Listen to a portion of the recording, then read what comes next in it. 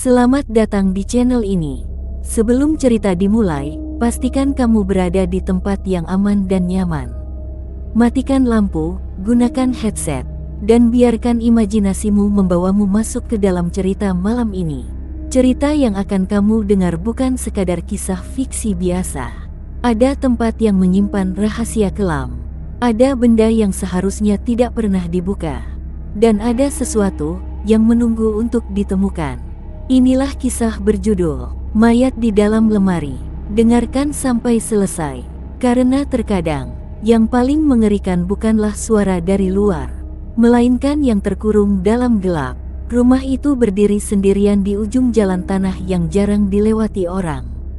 Catnya sudah mengelupas, jendela-jendelanya kusam, dan halaman depannya dipenuhi rumput liar setinggi lutut. Aku mendapatkan rumah itu sebagai warisan dari paman jauhku yang meninggal mendadak tanpa keluarga dekat. Tak ada yang aneh saat pertama kali aku datang, selain satu hal, rumah itu terasa terlalu sunyi, seolah menyimpan napasnya sendiri. Begitu pintu kayu tua dibuka, bau apek langsung menyergap. Bau debu, kayu lapuk, dan sesuatu yang sulit dijelaskan, seperti bau besi berkarat bercampur tanah basah. Aku mencoba mengabaikannya. Malam pertama, aku tidur di ruang tengah karena kamar terasa terlalu gelap dan dingin. Saat lampu dimatikan, aku mendengar suara gesekan pelan, seperti pintu lemari yang dibuka perlahan, lalu ditutup kembali.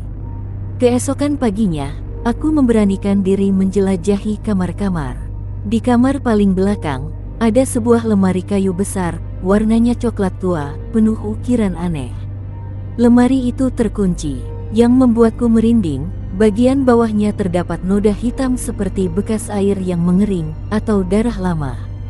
Saat aku mendekat, tiba-tiba muncul bau menyengat.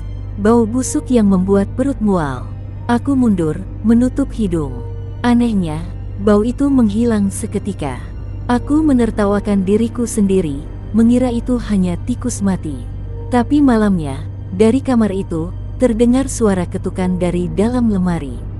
Pelan, teratur, seperti seseorang meminta tolong. Aku mencoba merekam suara itu dengan ponsel.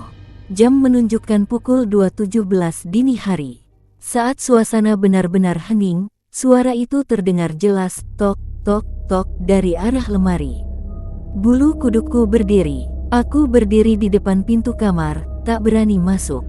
Tiba-tiba, suara itu berhenti.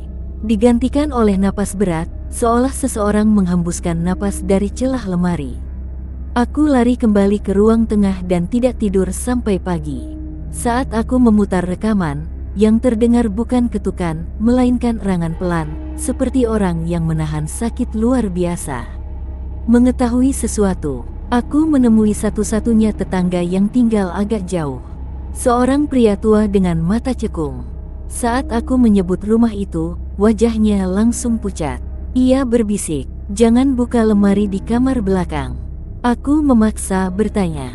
Setelah lama diam, ia berkata rumah itu dulu pernah menjadi tempat seorang perempuan menghilang. Tak ada yang menemukan jasadnya. Yang tersisa hanya jeritan di malam hari.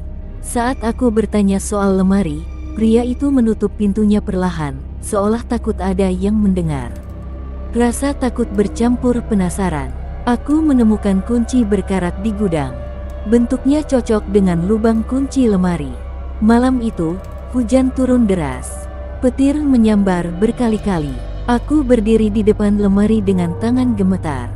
Saat kunci diputar, terdengar suara krek yang nyaring. Lemari terbuka perlahan. Bau busuk langsung menghantam wajahku. Di dalamnya, ada sesuatu terbungkus kain hitam. Kain itu basah, lengket, dan meneteskan cairan gelap ke lantai. Dengan napas tersengal, aku menarik kain itu. Di baliknya terdapat sesosok mayat perempuan, duduk terlipat, matanya terbuka lebar, mulutnya terbuka seolah berteriak tanpa suara. Kulitnya pucat kebiruan, namun anehnya tubuhnya tidak membusuk sempurna. Tiba-tiba, matanya bergerak, menatap tepat ke arahku. Aku terjatuh ke belakang. Lemari menutup sendiri dengan suara keras. Dari dalamnya terdengar suara perempuan berbisik. "Kenapa kamu buka?" Sejak malam itu, rumah berubah. Suara langkah kaki terdengar di lorong. Lemari terus terbuka sendiri. Aku melihat bayangan perempuan berdiri di sudut ruangan.